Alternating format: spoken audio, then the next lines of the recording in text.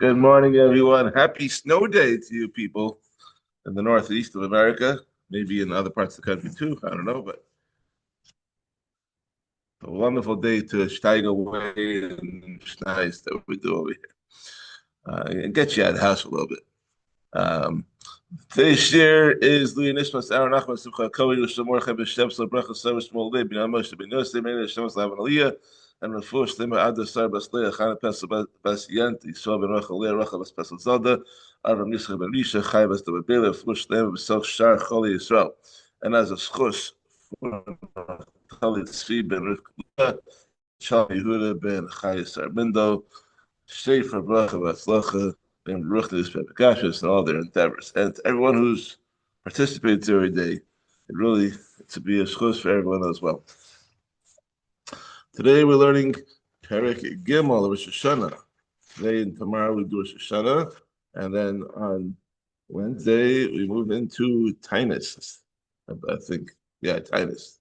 And then next week on Purim morning we're going to be learning Maseches Megillah. That's how it works out in the Perek, and that's like very cool. Okay, so the past two Perek we were talking about Kiddush Chodesh and the whole process about the moon and and seeing the moon and coming to Beis Din, and the beginning of this Perek is going to be wrapping up that topic. And then we move into shofar. So Perek Gimel Mishnah Aleph. Based in so even if all the judges of the Beis Din and every member of Klal Yisrael saw the new moon on the night that starts the 30th day, like it was blatantly obvious up the sky, everyone saw it. Or if the witnesses were questioned on the 30th day, well, we speak alone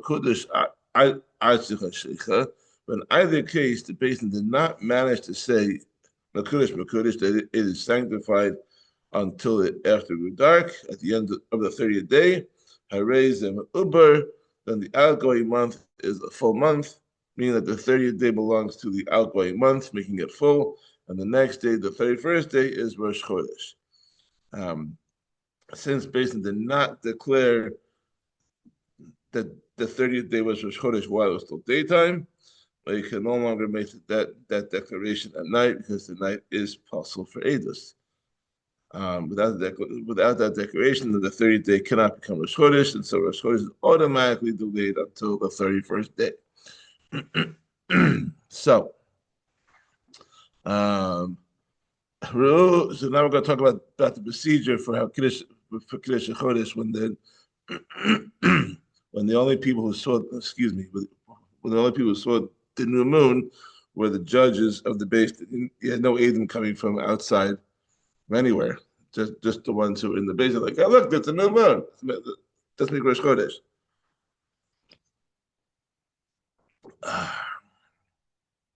So, rule based in Bovad. If only the judges of the Sanhedrin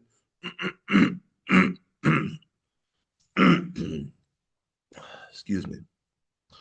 Okay, mic check. This thing on? Okay. Rule based in Bovad. If only the Dayanim of the Sanhedrin saw the new moon on the night that starts the 30th day, when there were no other witnesses, then the law is as follows. In the daytime of the 30th, two of them should stand and testify before the others that they saw the new moon. The Yamra Mekudesh, and the other ones and everyone else should say, Mekudesh, it is sanctified.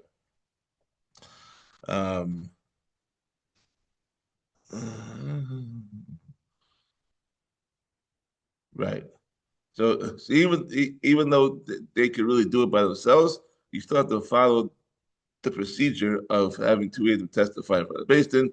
So two Dayanim from the Beis Din can be the Edom because they're just as kosher as Edom as anyone else is. Concerned that they're probably better because they even verified that they're kosher Edom because they're on the Sanhedrin. So they have to stand up and give the Edus, and then and the rest of the court would say Mekudesh. Rosh Beis Din. If only three people saw it, and they are the judges of the Beis Din, Yandu Ashnaim, then two of them should stand ready to testify. Yeshiva Michavreim Etzel Yachid, and they should seat two others from among their colleagues next to the single member, meaning that two other judges should join the third witness, who is also a judge, to form a Beis Din of three. Then the standing witnesses should testify in front of them, the Yamam Mekudesh Mekudesh, and they, the three seated judges, should say, it is Mekudesh, it is Mekudesh, it is sanctified, it is sanctified. She'ein hayachid naman aydei asma. The third witness cannot serve as a judge on his own because the single judge is not relied upon to accept edus and proclaim Rosh Chodesh by himself. A minimum of three judges is required. So the two judges that saw the moon, they become Edom, and you can have two other judges join the third guy, or have a new Beis Din altogether. Mishnah Beis, Kol Hash. Now we're moving into shofar. We dealt with Kiddush Chodesh. Now we're moving into shofar, which is the mitzvah of Rosh Hashanah. So you spend like 2.5 prakim just talking about Kiddush Chodesh, and now you got to get into the details that pertain to Rosh Hashanah itself.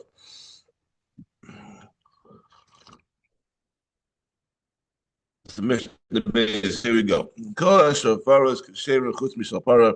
All horns are valid to be used on Rosh Hashanah except those of a cow. Because a cow's horn is called Karen in the Torah. Since it's not called a shofar, it cannot be used for the mitzvah of blowing a shofar on Rosh Hashanah because it's a Karen. It's a different item. Amar Rabbi Yossi disagrees. He says, "V'alo kol shofar is nikrukat." But are not all horns called Karen? Shenaber b'shoch b'karen yovel, as it's stated when they draw out the blast of the ram's horn, meaning the Karen. It's a pasuk from Sefer Yoshua. Rabbi Yossi argues that since even a ram's horn, which is known to be the ideal for the mitzvah, is referred to as a Karen, we see that being called a Karen is not a disqualification. Therefore, although the horn of a cow is called a Karen, it can still be used for the mitzvah. Mishnah Gimel. I mean, have you ever? I don't think I've ever. Not that I would know to verify, but I think you should just use some. I never actually saw a cow's horn being used for a shofar, but not that I would know the difference, anyways. Shofar, Mr. Gimel, shofar Rosh Hashanah Ya'el Pasha. The shofar Rosh Hashanah should be the horn of a wild goat, which is straight.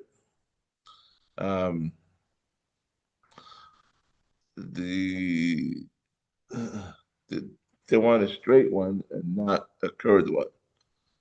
Since the shofar is blown during tefillah, the straight shofar is preferred because it symbolizes the straight and pure thoughts the person should have when he davens. However, the halacha, as we know, does not follow this Tana. We used a curved shofar to represent the submission and humility that are required for prayer. You come into shul with like the big and gaivatic attitude, then your tefillahs are probably not going to be miskabel. But if you come in with the humility and anivus, and you come in kedalim and charashin, the fact that you say it's legal that we come in as a poor and dejected man, and we're coming to beseech HaKadosh Baruch Hu to give us a better year and to do good by us, rachmanos by us, then those tefillahs will be miskabel. So that's why we use a curved or bent or twisted shofar, like those double twists. You have those big giant ones. Okay, so when the shofar was blown in the Beis Hamikdash, then the following halacha applied. Upi mitzupet zahav, its mouth and the mouthpiece of the shofar should be plated with gold. Ushtei chatzosos min hastadim, and it should have two trumpets at its side. Meaning the person blowing the shofar stands in the middle between two people blowing trumpets. Shofar marich, the chatzosos, the katzos. Is that blowing the shofar and trumpets at the same time? but the shofar blast is long and the trumpet blasts are short, so the shofar is heard by itself after the trumpet blasts have ended. Shemitzvahs hayom b'shofar, because the main mitzvah of the day is to blow the shofar. And that's also why the person blowing the shofar stands in the middle, which is the position of honor. Okay, Mishnah Dalet. A shofar also sounded on fast days. As we know, it is, when there's a tzara, there's an obligation to daven and to blow two silver trumpets, which is in Parashas Baloscha. And the Chachamim, they were goes that then the Mesimin, there's two shofars must be blown together with the trumpets on fast days. So, Mishnah Dal, the Bitanios Bishal Zacharim Kefufim. The shofars that are used on fast days in the Beis Hamikdash should be the horns of male sheep, which are curved, Lupia and Sufa Kesef, and the mouthpieces should be plated with silver. And they should have two trumpets in the center, meaning that the two people blowing the shofar stand at the sides of the two people blowing the trumpets. Like before we said, Rosh Hashanah, we said that the shofar goes in the center and the trumpets go on left and right. Here we're saying the opposite. Here we're saying that the trumpets go in the center and the shofars go on the side. Shofar mikatzev b'chatzosros marichos. They start blowing the shofar and the trumpets at the same time, but the blast of each shofar is short and the blast of the trumpets are long. So the trumpets are heard by themselves after the shofar blasts have ended. Because the main mitzvah of the day is to blow the trumpets, not the shofars. Now we move on to Yovel. Okay, Mishnah Hey. Shava HaYovel, the Rosh Hashanah, L'Tekiah, the Brachos. The laws of Yovel are the same as the laws of Rosh Hashanah with respect to blowing the shofar, meaning that a straight horn should be used on both occasions, as we learned in Mishnah Gimel, and with respect to the Brachos, meaning the Yom Kippur Musaf of Yovel contains the same brachos as the Rosh Hashanah Musaf of every year. If you see nowadays, our Rosh Hashanah Musaf has 9 brachos. It's the three at the beginning, the 3 at the end, which are standard, and then you have Malchius, Zichronos, and Shofros. And on Yom Kippur, you have 7 brachos. You have the 3 at the front and the 3 in the middle, and then you have the Kiddush Hayom, the Mekadosh, Malach Melchel Saleich, Atma that's the middle bracha of the Musaf, or of all the tefillas of Yom Kippur, with the exception of Yom Kippur of Yovel, as the Mishnah is telling us now, that the Musaf of Yom Kippur, the regular Musaf of Yom Kippur, gets replaced with the Nusach of Musaf of Rosh Hashanah. Obviously, with changing the words from Rosh Hashanah to Yom Kippur, you have to change that as well, but it's the same 9 brachos. Rabbi Yehuda disagrees, and he says that the shofar is not the same as Rosh Hashanah, that the Yovel shofar is not the same as Rosh Hashanah shofar. Rosh Hashanah token b'shal zacharim. Rosh Hashanah, we blow the horns of the male sheep, which are curved. And on Yovel years, we blow the horns of wild goats, which are straight. He is, I guess he holds that the tefillas are the same because he only commented about the shofar. Okay, Mishnah Vav. Shofar, shenistaku, v'dibku, shofar, shenistak, v'dibku, posel. If a shofar is split lengthwise into 2 separate pieces, meaning it's cracked completely along its length, and and then you glued it together. You want to save the shofar. Puzzle, it's a goner. It's puzzle because even though the pieces now have from a single whole shofar, it is considered two shofars, and it is possible because the Torah says that the sound must come from one shofar and not two. Debate shiur shofar is puzzle.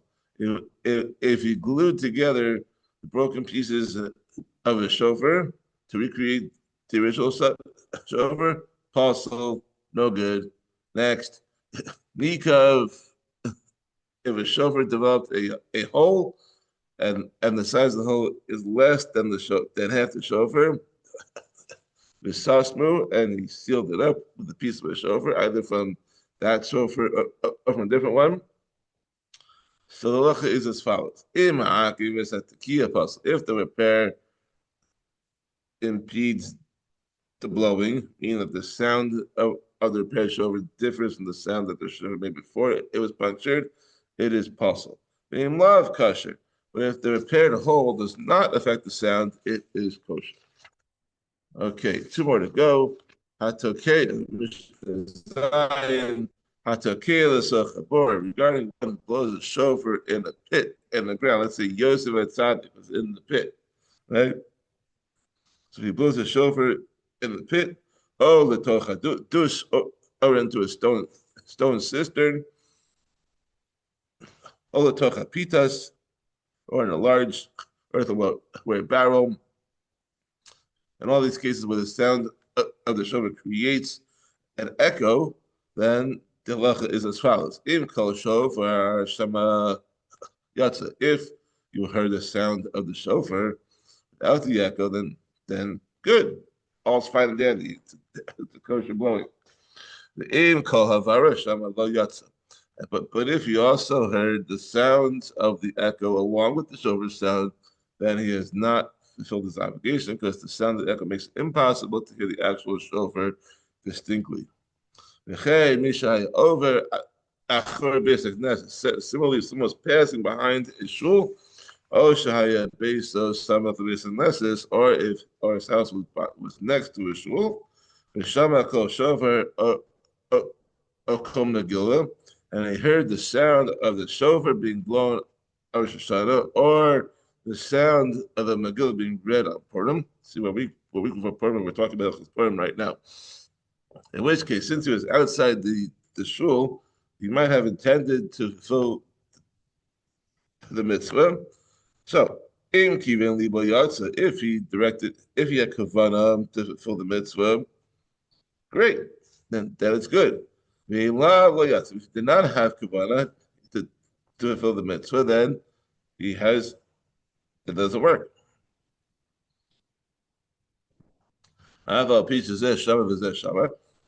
though one person heard the shofar or the Megillah, and the other person also heard it, one was Yotzi his mitzvah, and one was not. Because this one had kavana, and the other one did not.